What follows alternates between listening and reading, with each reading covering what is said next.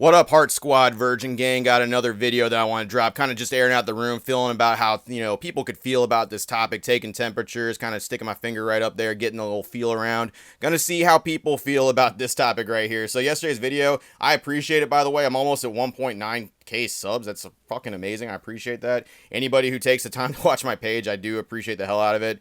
And can't thank you enough. I'll try to keep videos coming out as fast as I can. Yesterday's video on topic, though, PokeRev came up quite a bit, right? PokeRev live stream. And I knew about it. I knew some things, but I didn't know how far it went. People were talking about, how he was trying to pull the Aerodactyl V alt art. He didn't pull it in like 2,600 packs or something like that. Just some crazy random number generator stuff, right? But this isn't the first time that happened. It actually happened to him previously when he did the exact same thing for Brilliant Stars. And he was looking for the Luminion full art, right? The actual alt art for that. And he didn't pull that card out of a large number of packs as well. There's a whole thing that you can talk about with that. There's a whole rabbit hole conspiracy theory, Alex Jones shit, we can go with that. But that's not what I'm here to talk about today. While I was looking at PokeRev videos in his live stream, I went down a rabbit hole and started watching more of his videos. And he was talking about all the sets. He was going through Astral Radiance, Lost Origin, Brilliant Stars. He was going back further and further where I was watching that stuff. And eventually I got to him opening a Vivid Voltage opening or something like that, and the whole demeanor of how he's talking about the sets basically changed. It was like a whole different ball game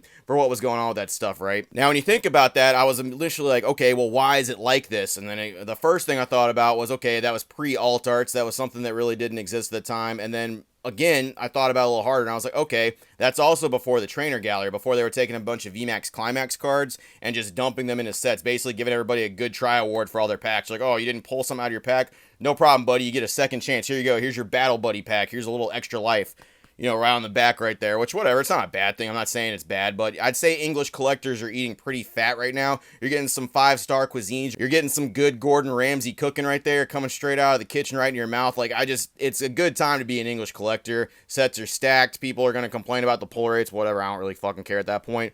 But it got me thinking about Year 1 Sword and Shield, right? It got me kind of thinking, what was so weird about that set, going back to it. And I kind of was going through it, and I get some of the criticism. I do a little bit. I was looking at it. I'm probably going to put up a set right here. It's probably going to be Rebellion Crash or fucking, I don't know, Infinity Zone. It's going to be up here.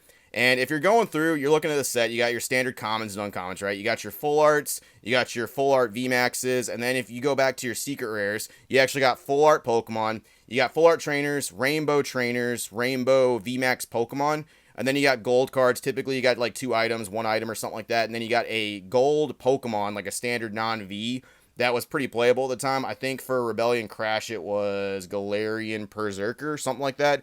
Either that or it was Frostmoth, one of the two. And at that point, that's all you got in the set. There was no extra nothing. That's basically it. And I think it carried over very well when combining sets. You just took 2 Japanese sets and combined that and made your English set, right? So pull rates back then were a little bit tougher. And then I went back further, and I was looking at Sun and Moon sets, and man, he was complaining hardcore about pull rates and stuff like that. Just like the money ain't here or anything like that. Once again, looking at it, you can kind of see. But I remember opening the sets at the time being like, man, this is great. This is as good as Pokemon gets. And then flashing forward. And it's just kind of I'm wondering, does this go back further? Is this something that people just don't remember very well or anything like that, right? Because I remembered opening it super fondly. I went back and looked at the base Sun and Moon, right? I did that actually a little bit ago, right? And that's just basically your standard GXs. You got GX card, Rainbow GX cards, full arts, and then full art trainers with a couple gold secret rares thrown in there, right? No alt arts, no nothing. They didn't start doing that till Year 3 of Sun and Moon. And then same with XY. XY base just had EX cards, a couple mega Pokemon thrown in there, and then an EX full art, maybe a full art trainer or 2 in a set. It wasn't anything crazy. It didn't really have any crazy alt arts. People say Evolutions is the high time of XY. I would highly disagree. I think Phantom Forces and stuff like that probably is the high life of that stuff. And then, of course, for Black and White, Plasma Freeze and all that stuff, that's a good set to look at back at Black and White. But pull rates were just different back in the day. I'm going somewhere with this, I fucking promise. I swear I am.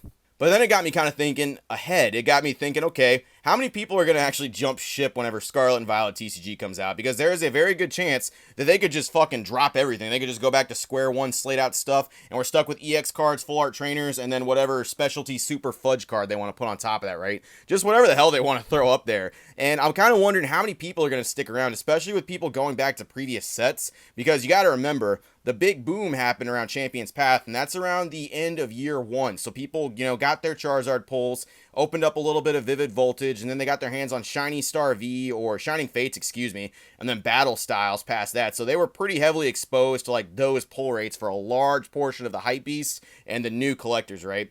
Pokemon's always going to be competing for attention for three fucking people. It's going to be players, collectors, and then, of course, investors. Now, I would definitely say Sword and Shield has been playing heavily towards investors and players and collectors the best that they can, but sets lately have been really priced out. I will say that. Like some of the high-value cards, Umbreon VMAX, Rayquaza VMAX, and all that stuff, all the alternate arts that are going around, some are just being jacked up, and we've seen that with Aerodactyl and Giratina and all that, right?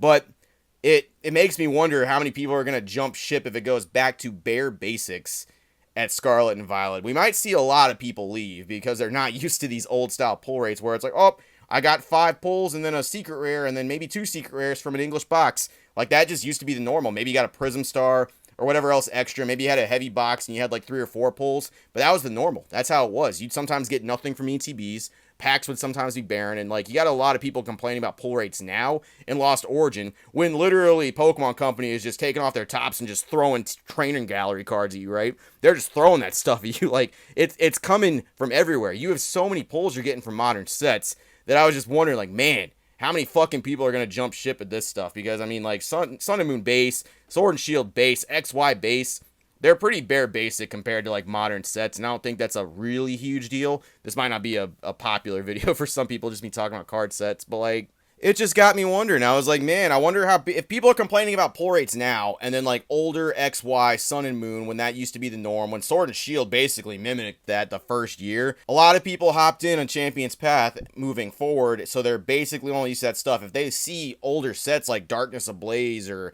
Rebel Clash or anything like that, they look at those sets as just trash. It's the common mindset. It was the common mindset for a little bit, but it's extra hard now. People just kind of drill that shit home. So I'm kind of wondering how people will feel about that moving in the future. I don't know. Just let me know how y'all feel about it. And it's kind of a quick video. Something I can put out initially. It might not be everyone's cup of tea, but I think it's interesting to talk about like card sets, how they're structured, and how people actually take that stuff. Because I mean, lots of cards float around, baby. Lots of high money cards, lots of alt arts floating around. Tag team alt arts were also a thing, and they're kind of undervalued for what they should be. I just wonder how people are going to look at that stuff going forward, or if people are going to manipulate the market further to make basic EX cards, possibly from Scarlet and Violet, these big heavy hitter cards worth like $200 or $300. I don't know. Food for thought. Just something to think about. That's all I got. Appreciate it. See you later, versions. Maybe some spicier videos later.